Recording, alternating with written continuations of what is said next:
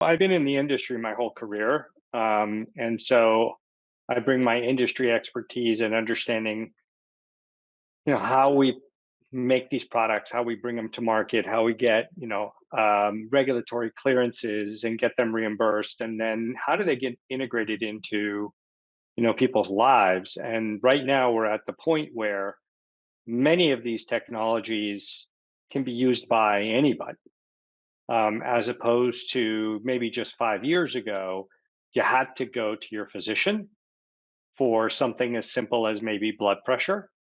But now, I can have a, wireless blood pressure cuff on my desk, or there's a little $80 ECG for that I can do of my heart, and it can look at 6 parameters.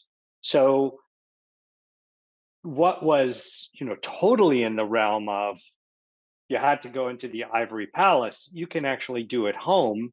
And then that gives you the ability to have your own personal dashboard, as opposed to that only that one time where you go see the physician and, hope that that signal shows up at that one moment. And I want to start our conversation today about what you talk about, which is this predictive analytics. Let's start there. And then I'm going to ask you to kind of demystify some of the buzzwords around AI and big data and how they can actually be friend, not foe. Sure. So, this predictive capability is, it's pretty simple, right? When you have enough data, you can sort of see what's going to happen next for the most part. Um, or, if your temperature is rising, and then goes above a threshold, right? The system will then alert you to your temperature is rising. But we're not monitoring ourselves regularly. So, but if you're wearing a wearable, which is constantly sort of in the background taking measurements, it can say to you, "Hey, your sleep really didn't you it didn't go well last night.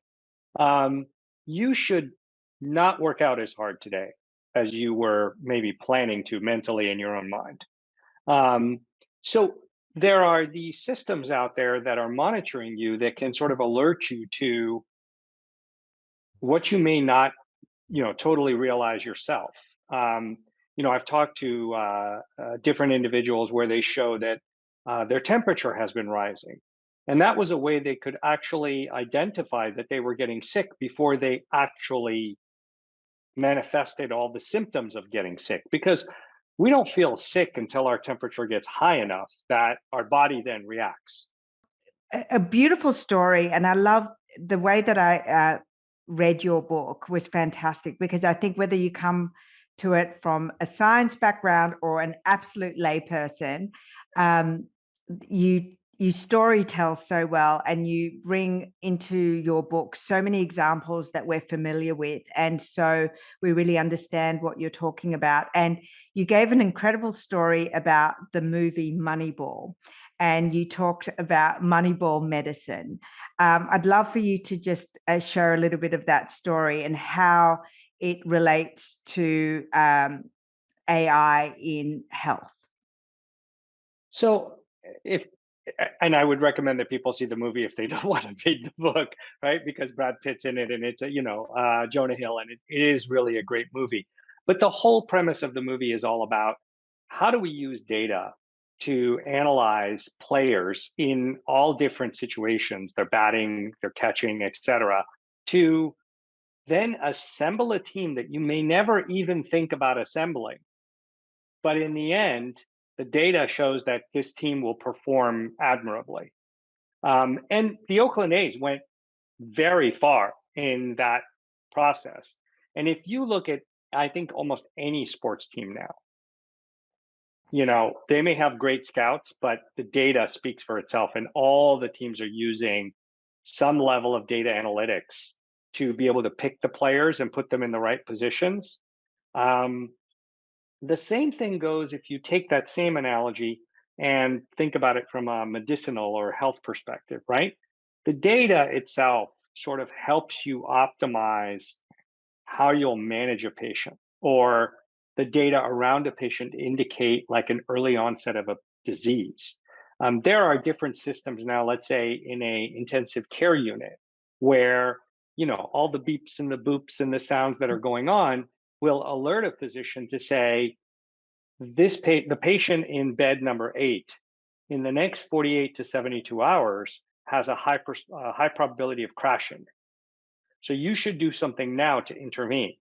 And when it comes to the sub tools within the AI that you talk about in your book, are we ultimately trying to distill the human brain and all of the knowledge from the medical field and then marry it with big data to is it to speed up the learning? Is it to serve more people? What is the benefit of, I guess, sharing our valuable personal data to AI so that we can all benefit from it? Because again, I guess we all want the benefit, but we are all cautious about the sheer volume of personal data.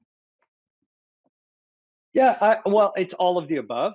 If I had to really, I mean, if I look at all the examples, it really is all of the above. I mean, there's the personal aspect of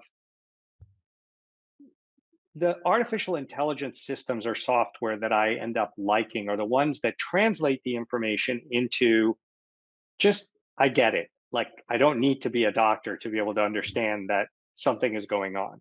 And it makes it easy for me to sort of interpret all that data in an easy to understand way. Um, for the medical community, it's a way to sort of, you can look at many different data points and it distills it down for you. And you might not notice that this thing is headed in the wrong direction. From a diagnostic perspective, it's a way to help diagnose people much faster and much more accurately than the human might, right?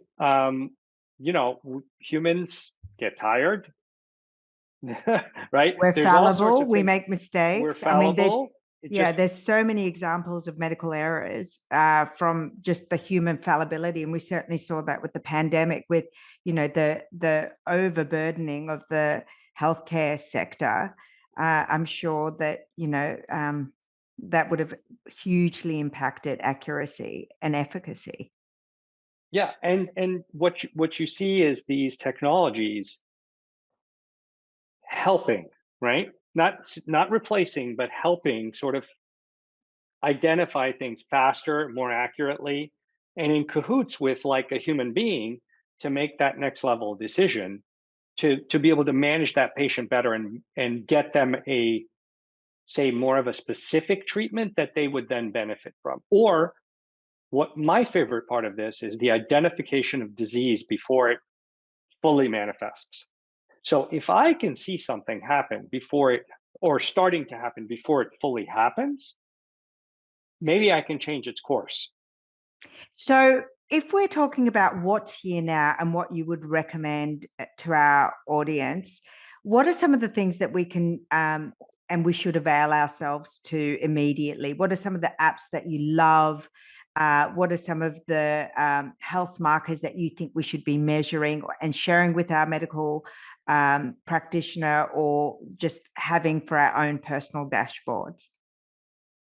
So there's a couple, first of all, I think there's a whole area of remote patient monitoring that is growing. That if you're a patient with a chronic disease, and your primary care, sort of gets on one of these systems, what happens is a box of technology shows up at your home. And it's very simple things, but it's associated with your illness.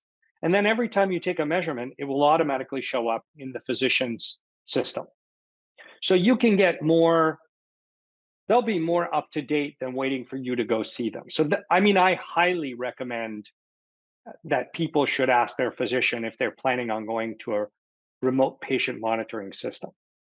But if you're a healthy individual and you want to sort of stave off things or make sure that you're on the right path, there's, you can start off as simple as a wireless scale, right? And these wireless scales don't just take your weight, they'll take, your heartbeat.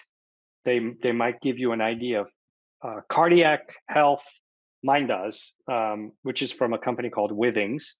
Um, if you believe that you have a heart condition in your family, I would go out and get a blood pressure cuff, a wireless one that hooks up to your phone, so that you can monitor it. And you notice that if it's going in the wrong direction, that might tell you, look, a little bit more exercise, maybe a little less salt in your diet, some just sort of so you don't end up on medication. Um, personally love there's an app on my phone called Auto Sleep that hooks up to my Apple Watch. And that's sort of my bellwether about how well did I sleep the night before.